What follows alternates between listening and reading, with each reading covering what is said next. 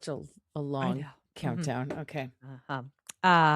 We just keep on keeping on, Chaos Kids. I'm Amber. What else are we going to do? And I'm Naomi, and this is Crime, Wine, and Chaos.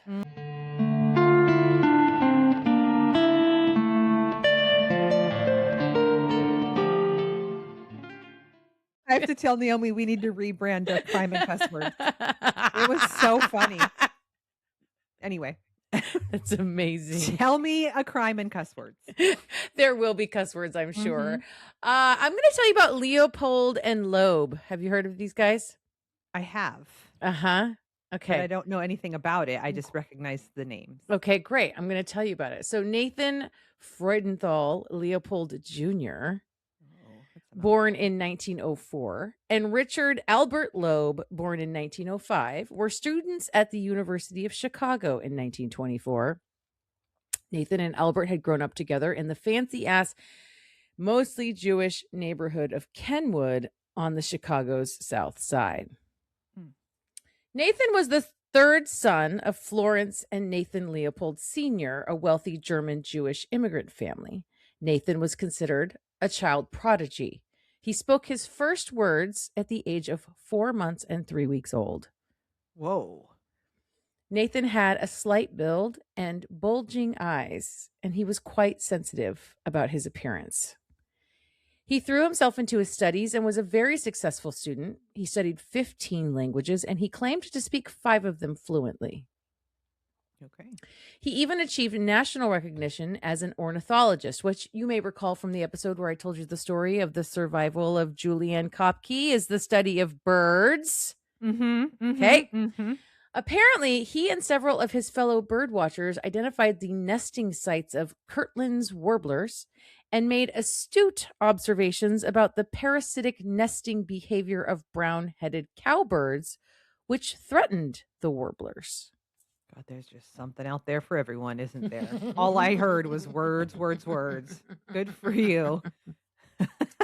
Nathan had started out at the University of Chicago, transferred to the University of Michigan for a year, then went back to the University of Chicago to complete an undergraduate degree with Phi Beta Kappa honors. His plan was to spend the summer in Europe after undergrad and begin studies at Harvard Law that fall. Wow. Richard was the third of 4 sons to Anna Henrietta and Albert Henry Loeb, another wealthy family. Albert was a lawyer and retired vice president of the Sears Roebuck and Company. Albert was Jewish and Anna was Catholic. Richard was, like Nathan, exceptionally smart. He was a bookworm with a passion for history and true crime. At the age of 12, he was enrolled at the University of Chicago High School, a private school affiliated with the University of Chicago. At the encouragement of his governess, he finished high school in 2 years. Damn. Unlike Nathan, Richard was athletic, considered handsome, and was very much a life of the party type. Okay. One of the things the two had in common was they both started drinking heavily as teenagers. There you go. In 1923, when he was 17, Richard became the youngest graduate of the University of Michigan. After graduation, Richard enrolled in a few history classes at the University of Chicago. Nathan and Richard knew each other casually while growing up. The Loebs owned a summer's estate in Charlevoix, Michigan. I don't know how to pronounce it. It looks French. As well, which I don't understand, as well as a mansion in Kenwood, 2 blocks from the Leopold home. It was the spring of 1920 that the two boys started to hang out more when they were running in the same friend group while they both attended the University of Chicago. The following year, in 1921, the two became romantically and sexually involved. Okay. Richard had, since childhood, been a thief. He would steal small things from friends, family, and stores. He often showed off his pickpocketing skills to his friends in high school as a way to impress them.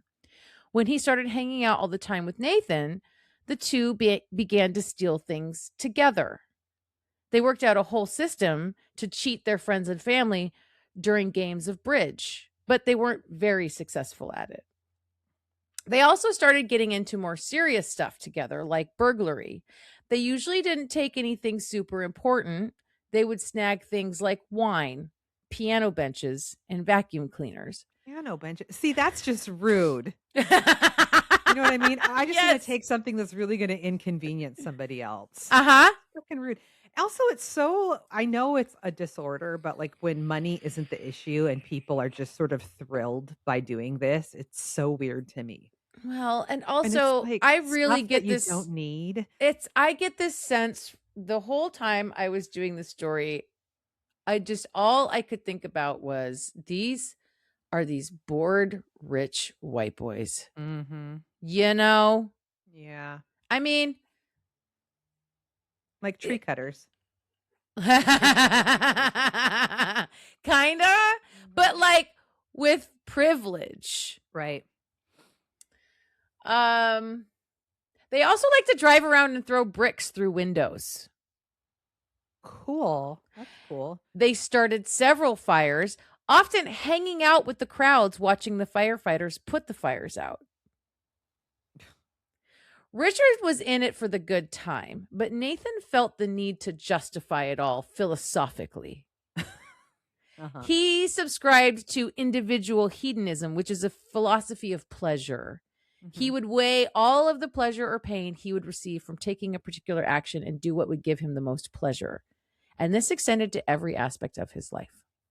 Nathan was super into philosophy, especially Friedrich Nietzsche's concept of the Übermensch, or Superman. Mhm. This is Nietzsche's idea that the Übermensch gives meaning to life here on earth rather than the otherworldly concept of Christianity that promises fulfillment away from earth in some other distant place like heaven.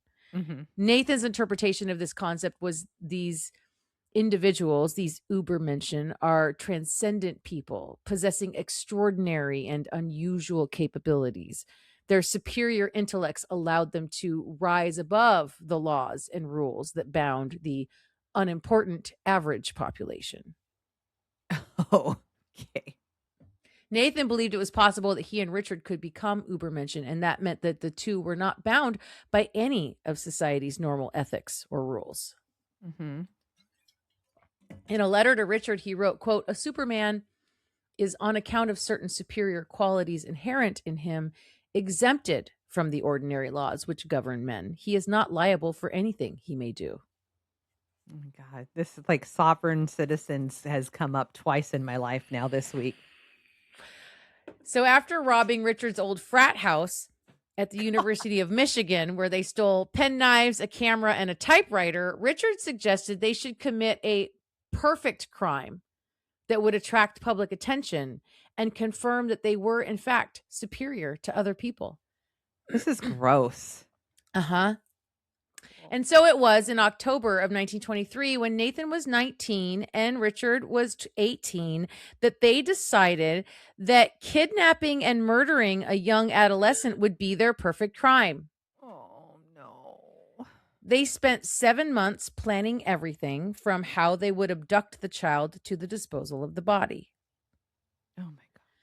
They decided the best way to throw everyone off their scent would be to make a ransom demand, and they also put together a detailed plan for collecting the ransom involving a long series of complex instructions that would be communicated one instruction at a time.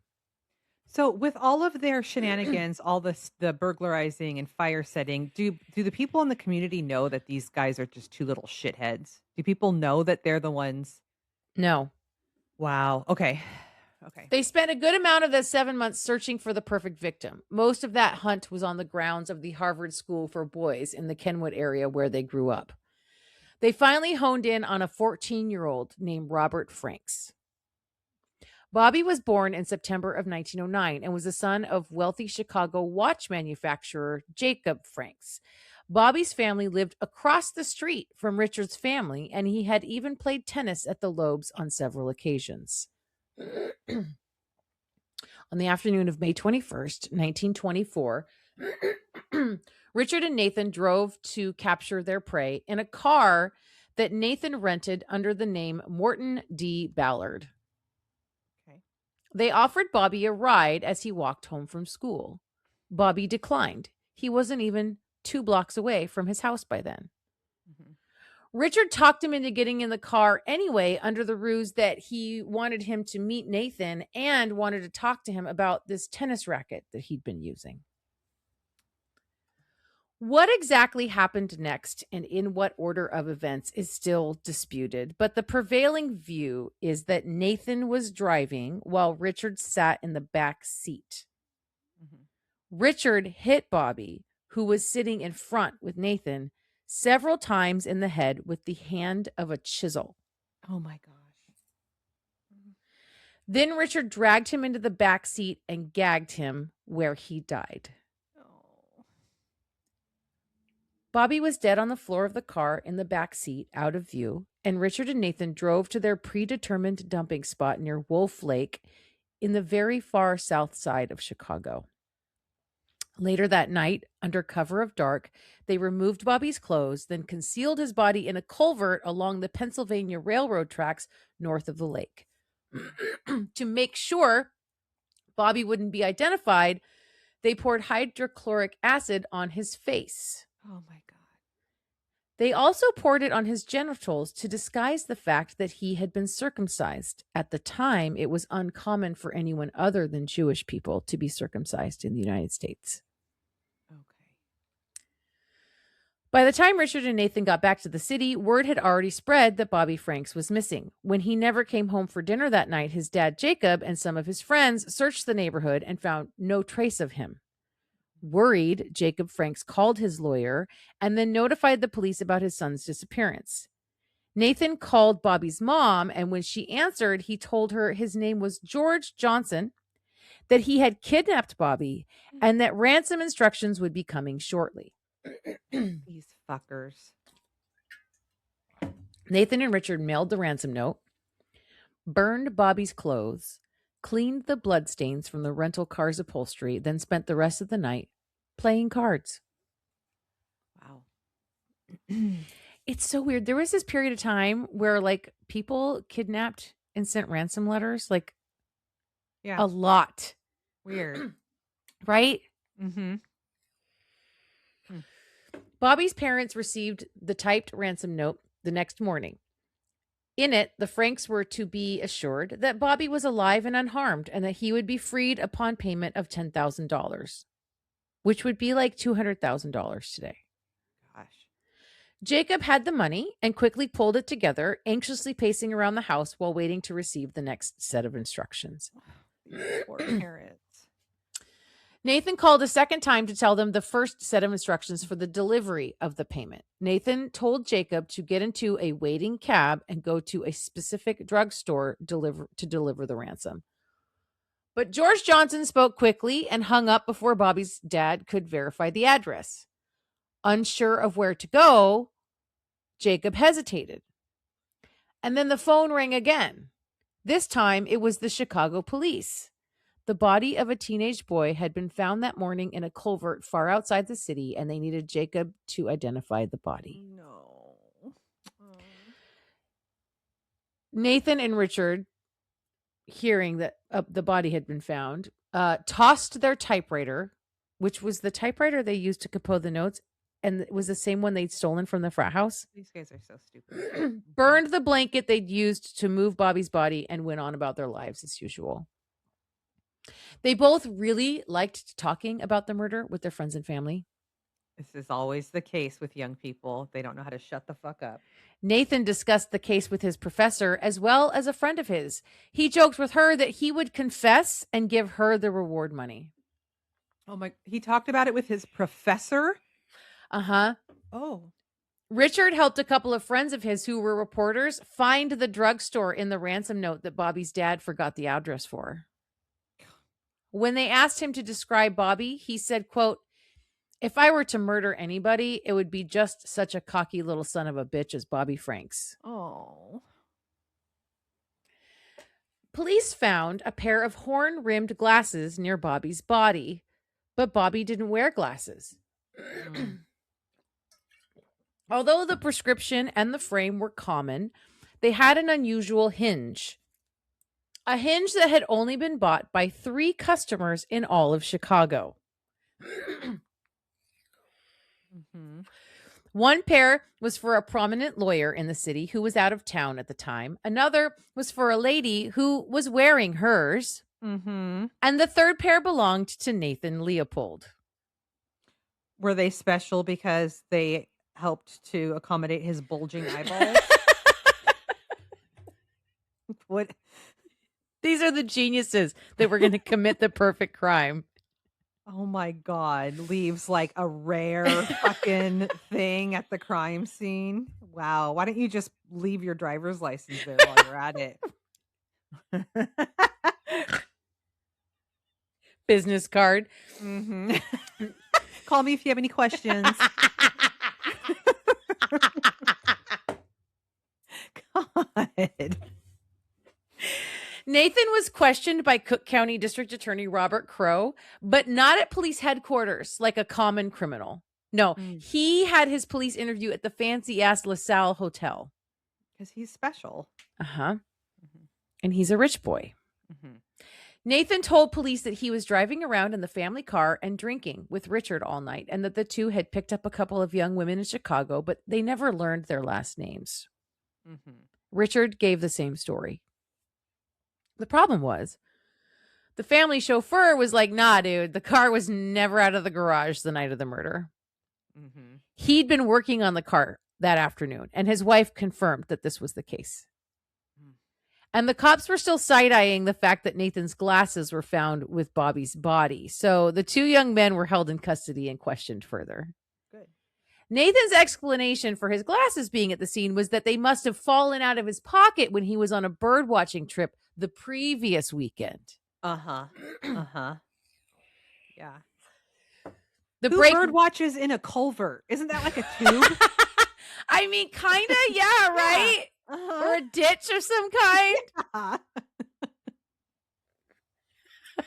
Oh, God, these guys are fucking dumb. Smartest kids ever. Geniuses. Uh-huh. The break really came from a former classmate of Nathan's who was now working as a reporter. He told police that when Nathan was a student at the University of Chicago, he owned an Underwood typewriter.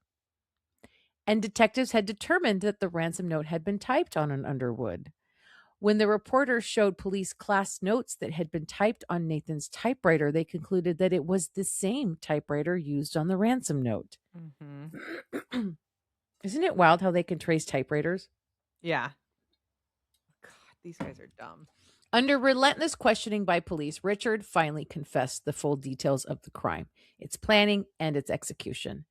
He said that Nathan was the one who beat Bobby to death with a chisel. When police told Nathan this, he also confessed, but he said it was Richard who killed Bobby. Classic. They both fully cooperated, showing police where they threw out the typewriter in Jackson Park, the drugstore where Nathan placed the call to Bobby's house, where they had hidden Bobby's body and discarded his clothing, and where they rented the car they used to commit the crime. Throughout all of it, the police got the impression that Nathan and Richard, quote, basked in the undivided attention they received. Gross. Both confessions were announced by D.A. Crow on May 31st to the public. The typewriter was recovered from the Jackson Park Lagoon on June 7th. Bobby Franks' murder quickly became the most dominant news story in America, in part because of the crime's brutality, but largely because two wealthy, privileged, intelligent men from good families had committed the crime, apparently for no reason other than to prove that they could. Mm-hmm. Journalists filed twice as many requests for press passes as there were seats in the courtroom, desperate to witness what was sure to be a sensational sentencing hearing. When the sentencing hearing began on July 21st, some 3,000 people lined up on the sidewalk daily in hopes of securing a pass inside the courtroom. And for a time, it was called the crime of the century and the trial of the century, the third to be labeled in the 19th century by that time. Yeah. Oh, God. I don't think people quite know what that means. I know. Like, yeah. I swear there was something that happened in like the first 10 years of the 2000s where they were like, it's the crime of the century. I'm like, you guys, we've got like 90 more years to go. It's a bit early. A bit early. Bit early to call that. I know. Comma thus far. So right, so far, Yeah. so far. Top that. So The best. Stop that. I don't really give a about trying to top that. So good. So good. That's so good.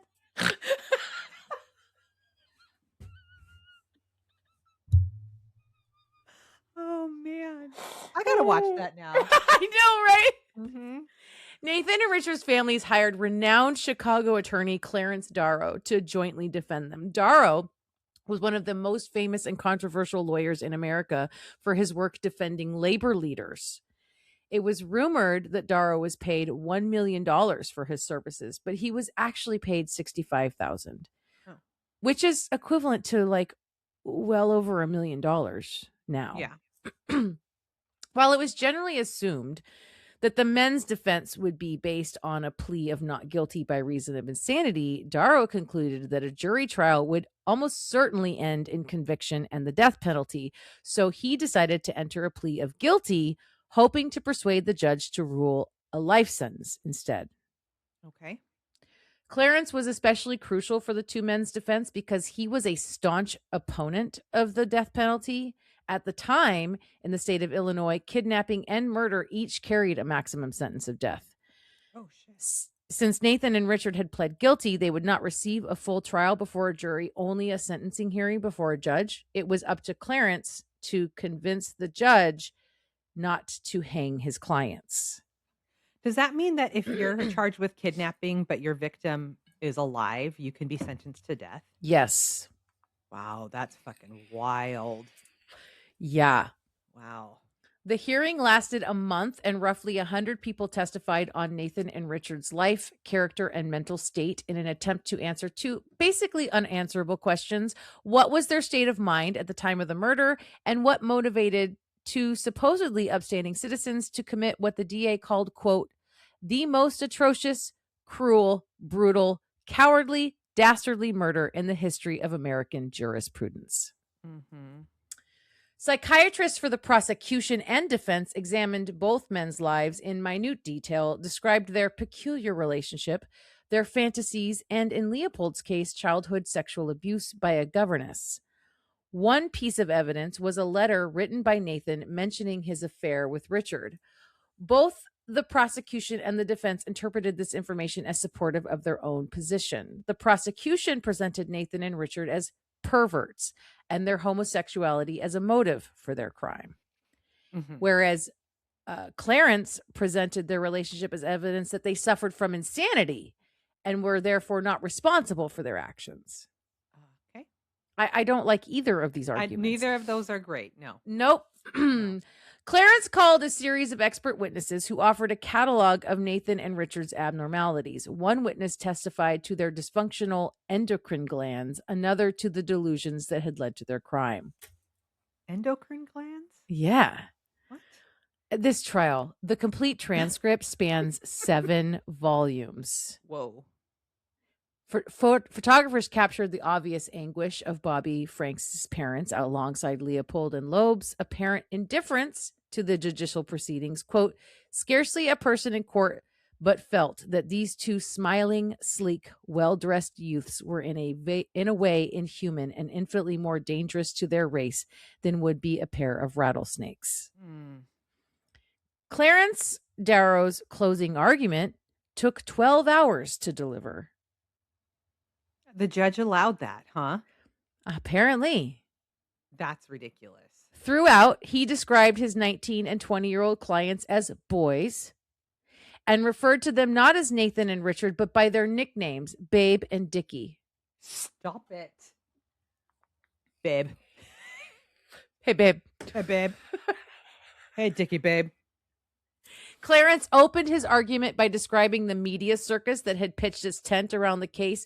Quote, newspapers all over this country have been giving it space such as they have almost never before given to any case, before systematically refuting the state's argument that his clients were cold-blooded, calculating, devious men. They were, in Clarence's interpretation, quote, impressionable, visionary, dreamy boys, lost in a world that they had not been prepared to emotionally navigate.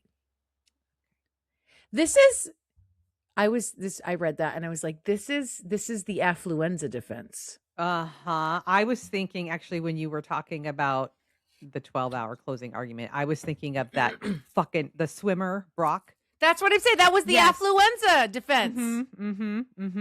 Yeah. Yes. Yeah. Clarence's closing argument, however, more than attempting to change the narrative around how his clients were perceived by the press and the court, was an impassioned argument against the death penalty in all cases, regardless of the crime.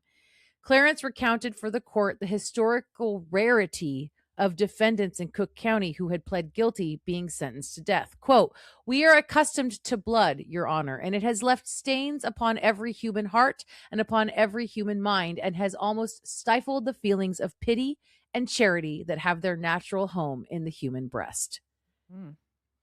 Quote, "What's my friend's idea of justice? He says to this court, whom he says he respects, and I believe he does, Your Honor, who sits here patiently, holding the lives of these two boys in your hands, give them the same mercy that they gave to Bobby Franks. Is that the law? Is that justice? Is this what a court should do? Is this what a state's attorney should do? If the state in which I live is not kinder, more human, more considerate, more intelligent than the mad act of these two boys, I am sorry that I have lived so long." I don't disagree with that. 100%. Yeah. I mean, that was pretty well said. 12 hours. Okay, well, we didn't even drag it all night long. That was a pretty good summary. I mean, less than 12 minutes. Let's wrap it up. Nathan Leopold and Richard Loeb were sentenced to life in prison for murder plus 99 years for kidnapping on September 10th, 1924. He explained in his ruling, the judge, that his decision was based primarily on precedent and the youth of the accused. In his sentencing statement, the judge said, quote, "Life imprisonment at the moment strikes the public imagination as forcibly as would death by hanging, but to the offenders, particularly of the type they are, the prolonged suffering of years of confinement may well be the severest form of retribution and expiation."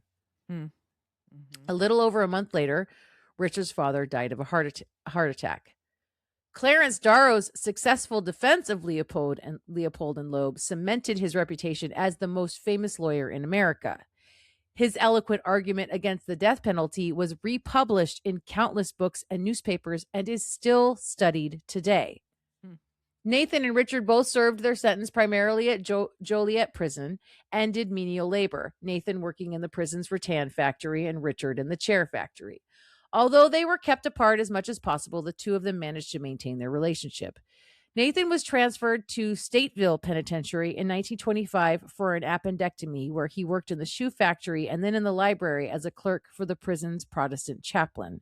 He was caught violating prison rules and sent to solitary confinement many times, at one point possibly being involved in the escape of 7 prisoners.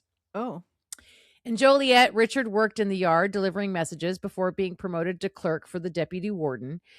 He was transferred to Stateville in 1930, where he began to work in the prison's greenhouse and landscaping the prison yard. Once Nathan and Richard were in the same prison again, the two began to spend much of their time together. They did sociological research together and expanded the prison's school system, adding a high school and junior college curriculum. Richard Loeb was killed by a fellow inmate at Joliet in 1936 at the age of 30. He was attacked with a straight razor in a shower room by a fellow inmate, James Day, and died in the prison hospital soon after. Day claimed that Richard had attempted to sexually assault him, but he was unharmed, while Richard sustained more than 50 wounds, including defensive wounds on his arms and hands, and his throat had been slashed from behind. Jeez.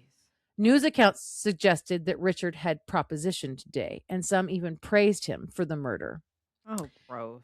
Even though several prison officials, including the warden, believed that Richard had been murdered, James Day was found not guilty by a jury after a short trial in June 1936. There is no evidence that Richard was a sexual predator while in prison, but Day was later caught at least once in a sexual act with a fellow inmate.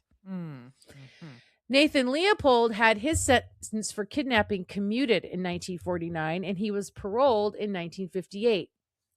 After his release, the Brethren Service Commission accepted him as a medical technician at its hospital in Puerto Rico. He earned a master's degree from the University of Puerto Rico and continued his ornithology studies.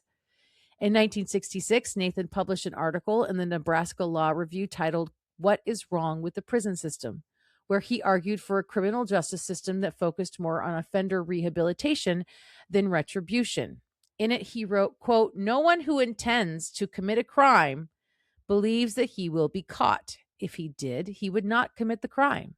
But he always feels sure that he, at least, and this time at least, will not be caught.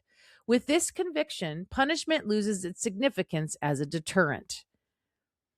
Nathan Leopold died of a diabetes-related heart attack on August 29th, 1971, at the age of 66. And that is Leopold and Loeb. Wow, sister. I can't believe he was paroled. It was a different time. God. Wow.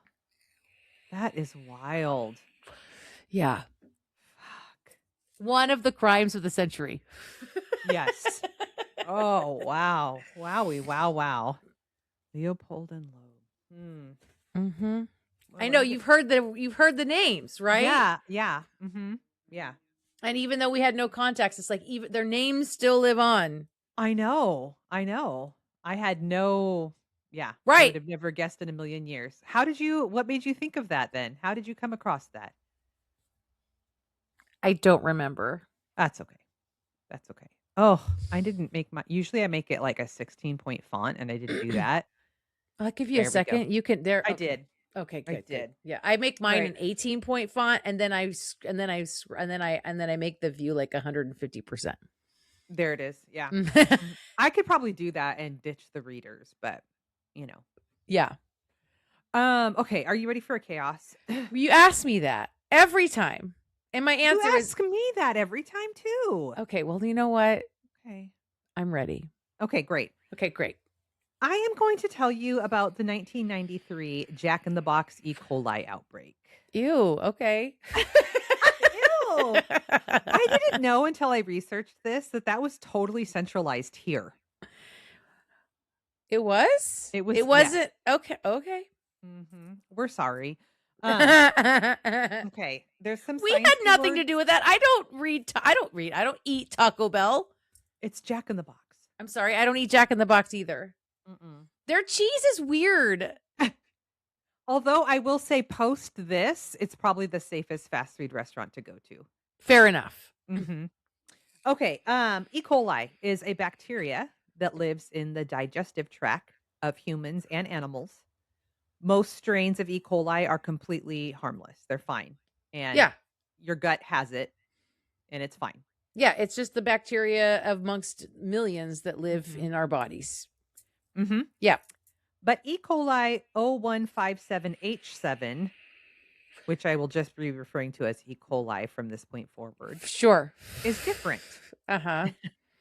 This particular strain produces what are called Shiga toxins. Okay. Which are poisons that once inside the body can cause an inflammation of the lining of the intestines so severe that it results in bloody diarrhea, kidney failure, seizures, coma, and death. Oh my God. I don't like any of that. No. And is particularly fatal in children and elderly, which is true for most things. Right. It can survive in ground beef that looks and smells perfectly fine. Like you cannot see it at all. Like the beef isn't like gone bad and you're eating it anyway. It's not discolored. It doesn't have a smell. And the only thing that will reliably kill it is heat. So it has to be cooked properly. Correct. Yeah. In 1993, the state of Washington had a law on the books requiring hamburger to be cooked to an internal temperature of 155 degrees Fahrenheit. Okay. That is the temperature in which E. coli reliably can be destroyed. Okay. Is that still the temperature? I don't know. You said at the time. I feel like that's just the law. Well, that was a newish law for Washington. And so this is weird because there's federal laws and then this one was a Washington law. Okay.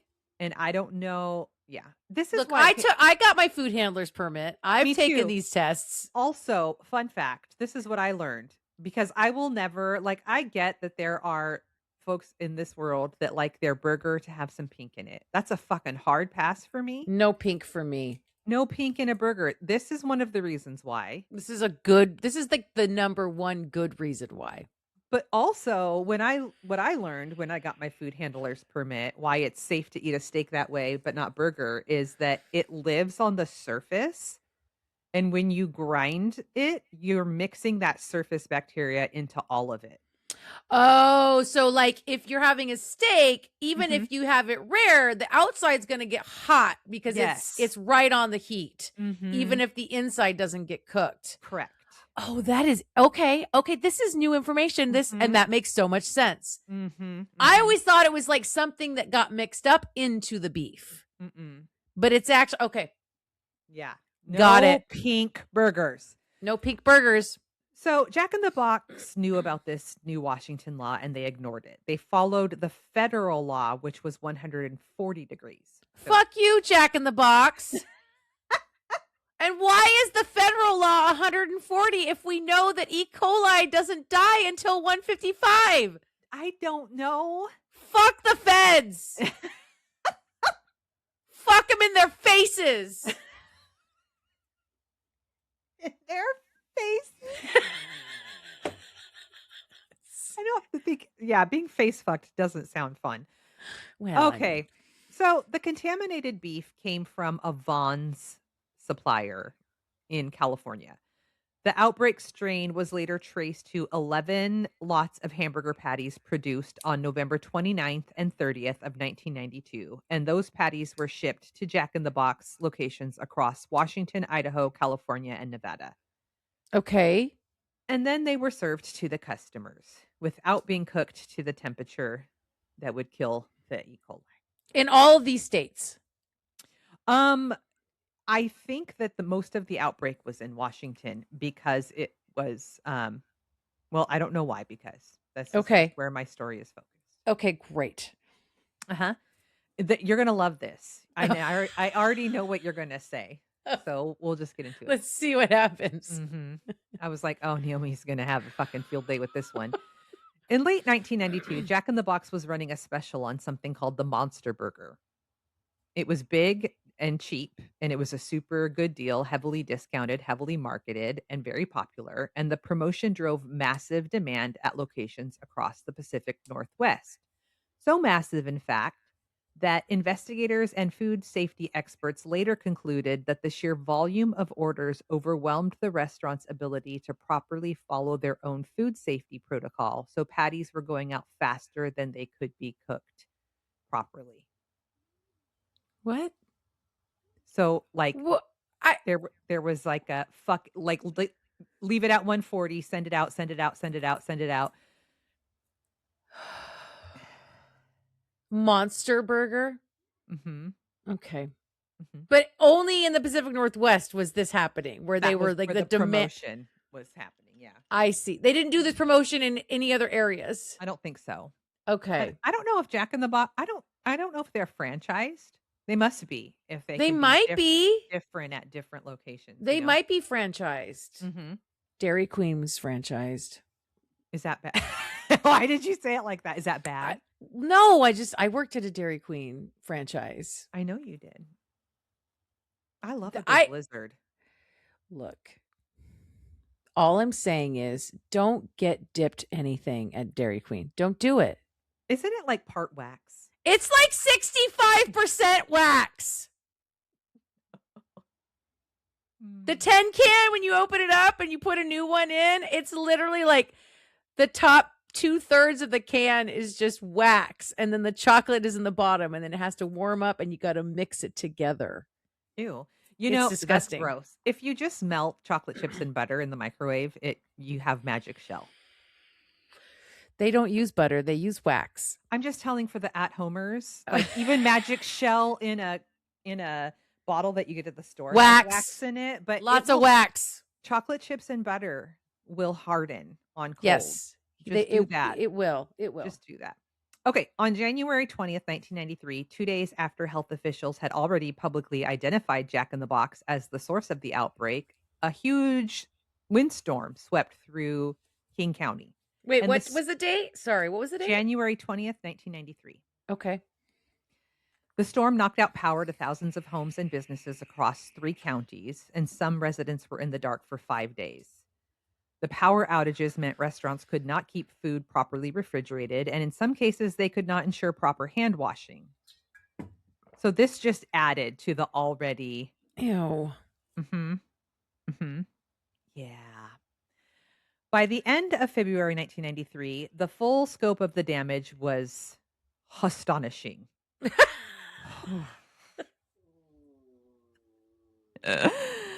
Washington state reported 602 patients with bloody diarrhea. 477 were confirmed to be infected with E. coli. 144 people were hospitalized. 30 developed hemolytic uremic syndrome, a condition that causes kidney failure. Oh my And god. 3 people in Washington state died. They Mhm, 3 people died from eating a hamburger. mhm, mhm. So let me tell you about Brianne Kiner. Okay. Brianne was 9 years old in 1993, living in Redmond, Washington. She was a healthy little girl. During the week before she got sick, Brianne had visited the Jack in the Box in Redmond twice, ordering a hamburger both times. Some experts later speculated that the double exposure is part of what made her so sick. Like she got a double dose of it. Oh. Mhm. That Sunday, after having her second hamburger, Brienne began suffering from severe gastrointestinal symptoms. Well, that's a mouthful when you Mhm. already have a lisp. By Wednesday, I have a lisp theory that I'll tell you about when we're done Great. here. Really looking forward to it. I'm telling you, Put a pin in that. it's a progressive disorder. Put a pin in By that. Okay. By Wednesday, January 13th, during a visit to the doctor's office, her mother, Suzanne, noticed that she had blood in her urine. So an ambulance was called immediately and she was admitted to the intensive care unit at Seattle Children's Hospital. She had also developed hemolytic uremic syndrome. One by one, her major organs began to fail. Her Oh my kidneys god. failed. Her large intestines had to be surgically removed. Oh my god. Mhm. Doctors connected her heart, lungs, and kidneys to machines to keep them functioning. Holy shit. She began bleeding from every orifice in her body.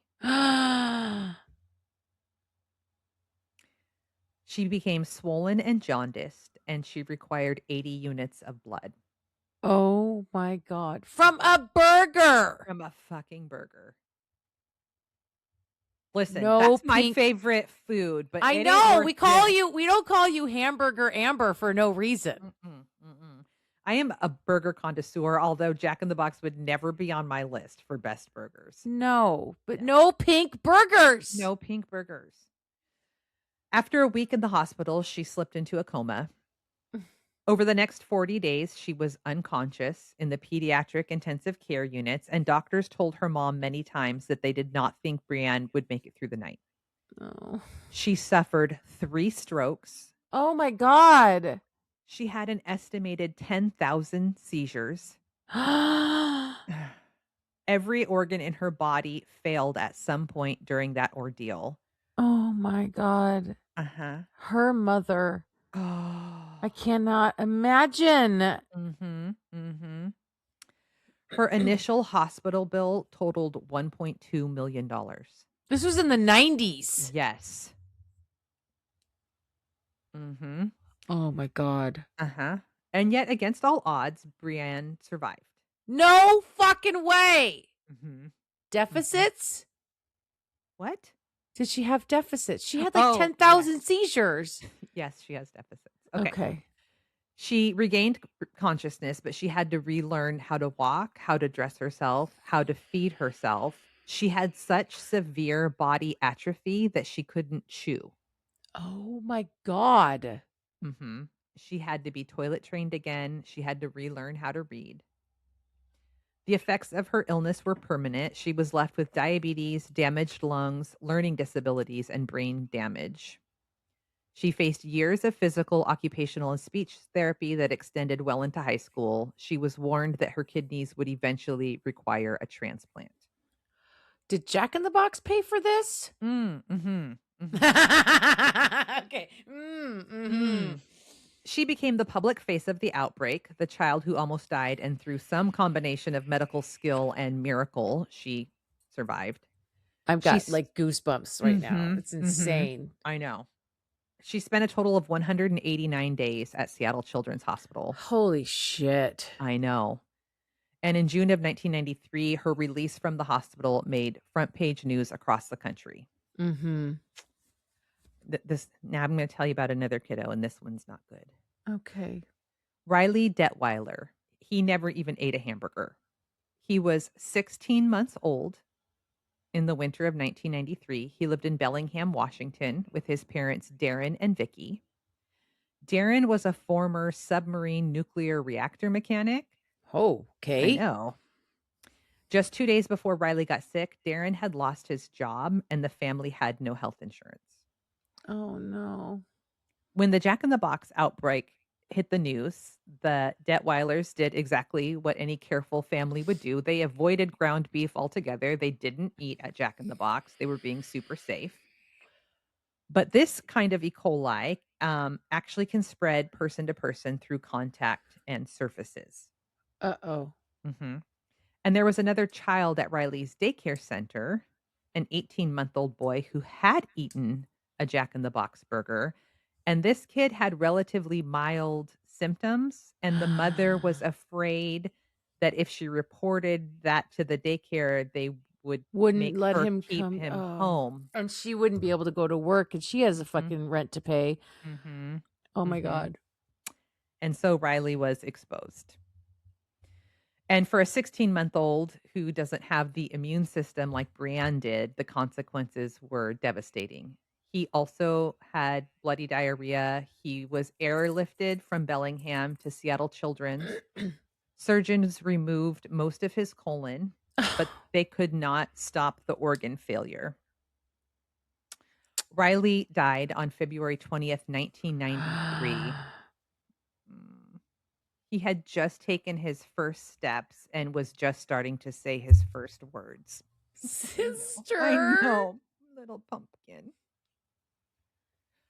I wonder if this is one of the reasons why, like, literally, this case is like one of the reasons why they are so strict about Oh, yeah.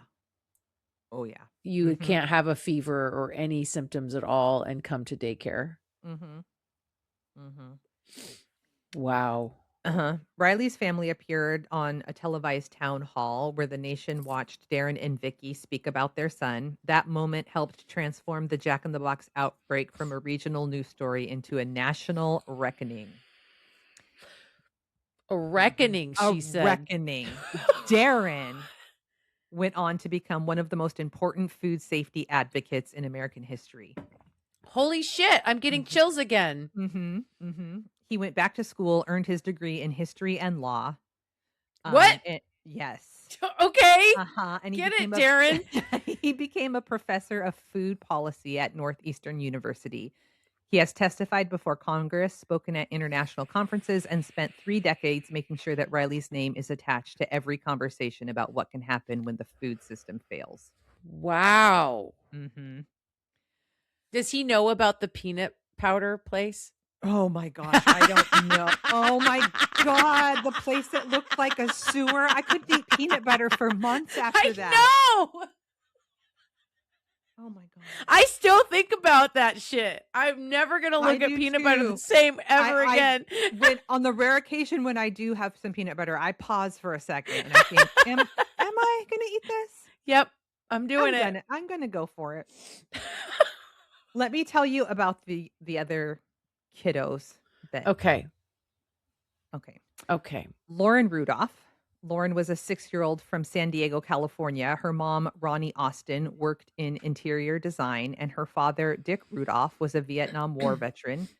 She had an 11-year-old brother and was described by family as an active, healthy girl's girl who loved pretty clothes. So cute. On December 24th, her mom kept her home because she had a slight fever, stomach cramps, and diarrhea. Initially, she suspected it was the flu until blood appeared in her diarrhea and she became too weak to stand. So she took her to the ER.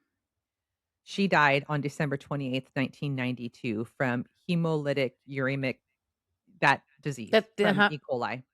Her infection was also contracted or was contact Yep. was contracted from eating at a Jack in the Box restaurant with her father's receipt from that visit later serving as evidence in the lawsuit. Well, The lawsuit. mhm. Dun dun dun. Yeah. Michael Knoll was a 2-year-old from Tacoma, Washington, whose parents were Michael and Diane. He died of heart failure brought on by kidney disease resulting from E. coli infection on January 22nd, 1993. He died 12 days after eating a hamburger at the Tacoma Jack in the Box. Oh. And Selena Shribs was a 2-year-old from Mount Lake Terrace, Washington. She also did not eat Jack in the Box, but she attended a daycare in Snohomish County, and she got it through a secondary person-to-person transfer. She died on January 28th, 1993. Oh my God. I know. 178 people suffered permanent injuries, primarily children, permanent kidney damage, brain damage, and diabetes. Oh my Fucking God. brain damage. I can't. The median age of those affected was 7.5 years old.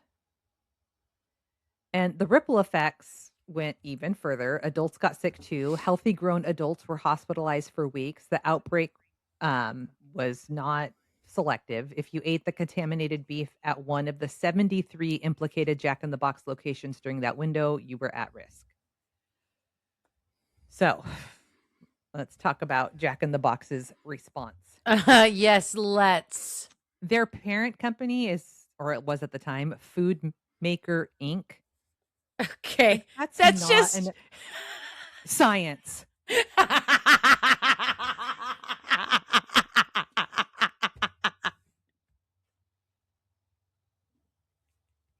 just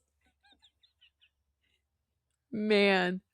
God damn it. It just goes to show you that these like corporate types, these corporate owners, they have zero imagination. They have no, you know what I mean? Yeah, they're not the creative type. No, food maker, done. I make food.com. Cool. And you're not even doing that well. You're killing people. Right? Don't be a food maker. No. So on January 18th, 1993, the Washington State Department of Health had a press conference announcing that Jack in the Box was the source of the outbreak. Jack in the Box agreed to stop serving hamburgers and to quarantine the contaminated meat patties. Chairman Jack Goodall publicly announced that the company shared its sympathy and prayers with the victims' families and pledged to pay the hospital bills of all affected customers. Thoughts and prayers and I will hospital say bills. that this guy, this Jack Goodall guy, he was really young, and his attorneys were basically like telling him to shut the fuck up. But he had little kids, and he was like devastated. Oh, Yeah, okay. I know. A CEO or a chairman with a soul, apparently. Mhm. At a press conference, the president of Food Maker pointed blame at the Vaughn's meat distributing company. Just trying to deflect, you know. I mean, it's the Spider-Man pointing meme at this point. You know what I'm saying? Because they're both accountable for this, or you know, for liable. Sure. Yeah, for sure. But Jack in the Box had known about Washington State's requirements to cook hamburger to 155 degrees, and they chose not to. Because if they had, whatever meat they had gotten from Vaughn's, it would have been killed with the heat. So right. It was the undercooking. It was Jack in the Box. And truly, like after all of their testing and whatnot, experts determined that if they had cooked the hamburgers for approximately 30 additional seconds. Stop it. Yep. Fucking stop it. We gotta churn out those monster burgers. No Stop time. it! I No time. I knew that cannot. one would get you. I cannot.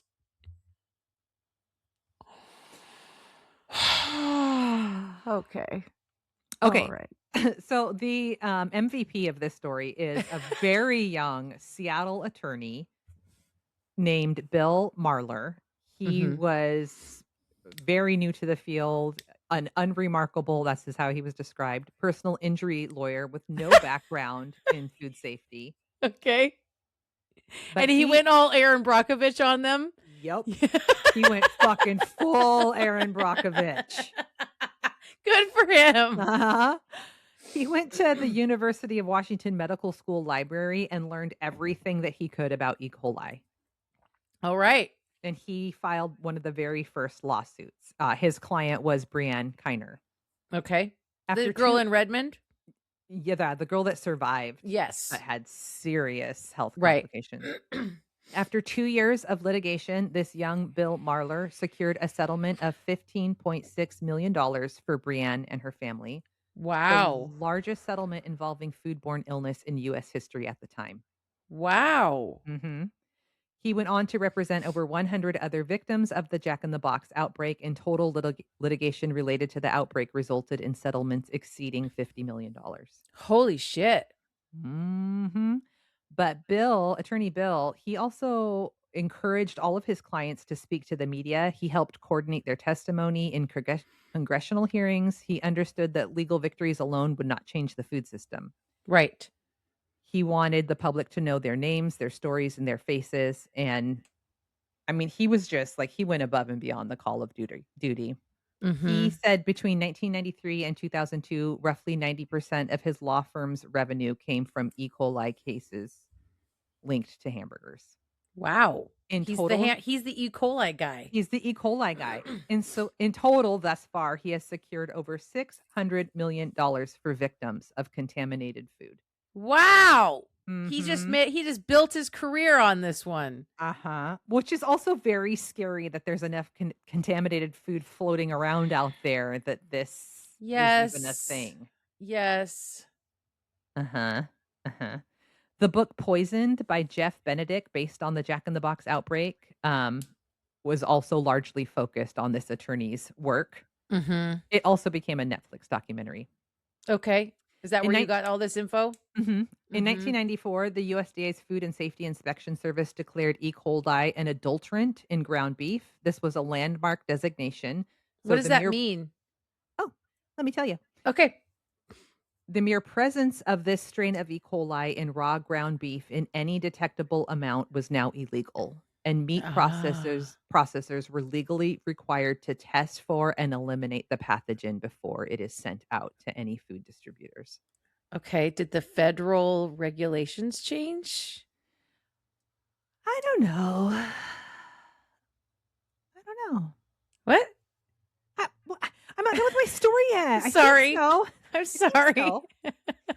The Hazard Analysis and Critical Control Point System, also known as HACCP, became mandatory in meat processing plants. Cooking temperature standards were raised. There it is. There it is.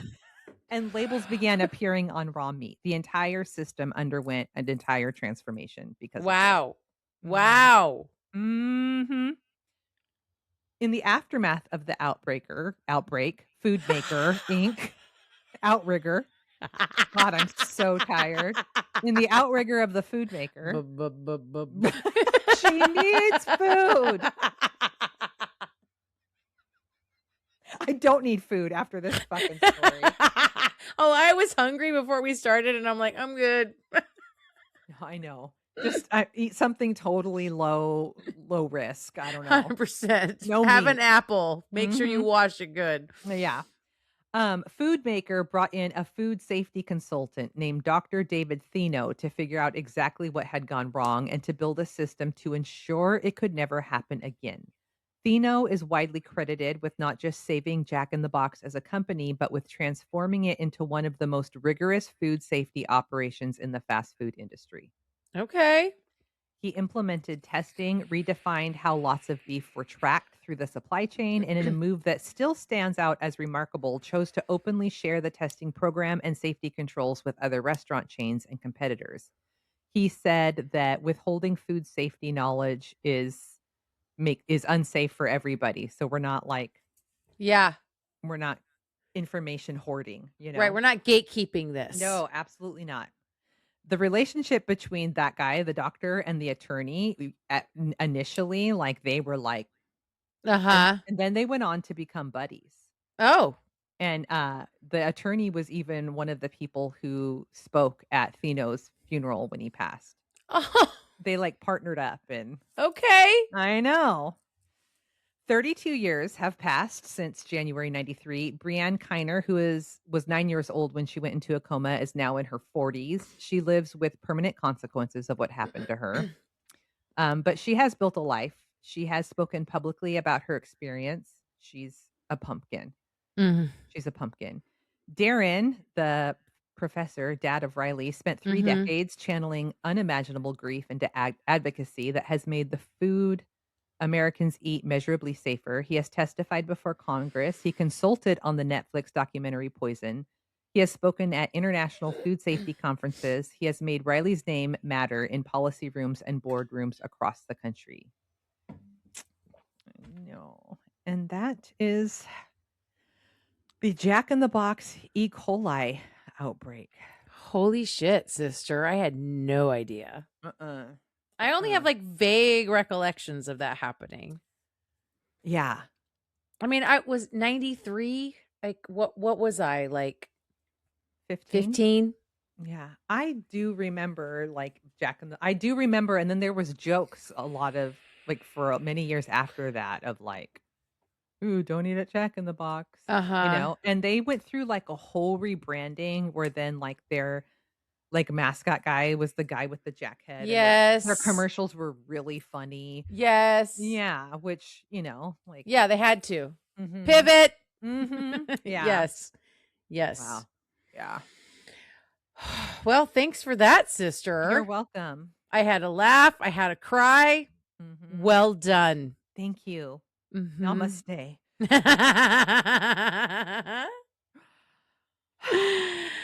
Well, you were going to tell me your theory of your lisp. Oh, okay. So, you know that I was born with a crooked jaw. Yes. And it has significantly become more and more and more crooked.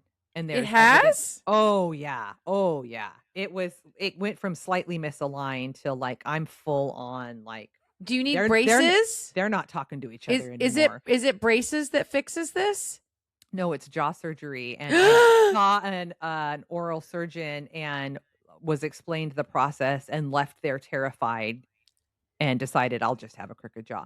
But he's like, "Well, first, yeah, we break your jaw, then we, wire Wire it for shut. 6 weeks, and yeah, but if you like start to aspirate, then you need to always carry around these emergency clippers." I'm like, "I'm done. I'm done." But anyway, my lisp is getting more and more prominent as my jaw becomes more and more crooked. Oh, Mhm. okay. Can we do jaw exercises can we do some PT? I don't know. Jaw PT? I mean, you could do PT for anything else. Why not your jaw? What would that even look like? I don't know. If there's any jaw experts out there, help a girl out. Maybe you can wear something at night that just holds your jaw when you're sleeping. I already have insomnia. Now I'm going to put this device on my face to just wiggle me around all night. Yeah, this is nuts. No, wiggle you. Something like, how Spencer used to have to wear his headgear at night with his Yeah, I remember. My pockets remember. The I'm 5-year saying plan. if we just get we just bandage your chin in a certain way. My God. And when I saw the jaw surgeon that scared the shit out of me at the time, I was like, this is just cosmetic and I've had it my whole life, so I am not doing that. But now we're dipping into speech impediment territory. So I don't know. sister. I Oh, love wow. you so I much. love you so much. You guys, go give us a review. If you have an Apple product, go write us a review. Yeah. And Yeah. you know what? Come join the club. You can join the Patreon for free, so you can just be hanging out over there with us and joining on the conversations we have once in a while. And then if you really, really want to support us, you can join the Chaos Kids Club. You get a free episode, a bonus episode every month. You get new episodes a day early every week. It's $5 a month. Crime, Wine, and $5. Chaos.